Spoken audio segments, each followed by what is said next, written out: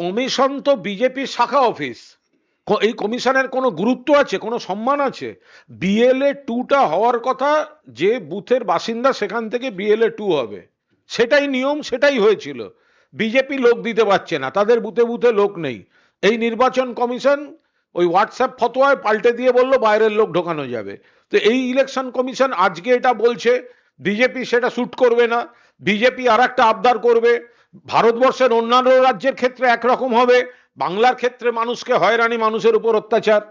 ফলে ওরা একরকম জিনিস, ওদের যদি লাস্ট ডেট বলে কোনো ব্যাপার থাকে, তাহলে লাস্ট ডেটের পর আজকের এই সার্কুলারটা আসে কি করে?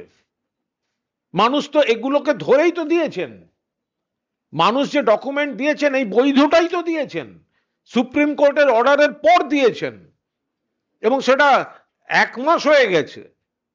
তো তাহলে আজকে হঠাৎ সেটা নিয়ে তারা প্রশ্ন তুলছেন কেন?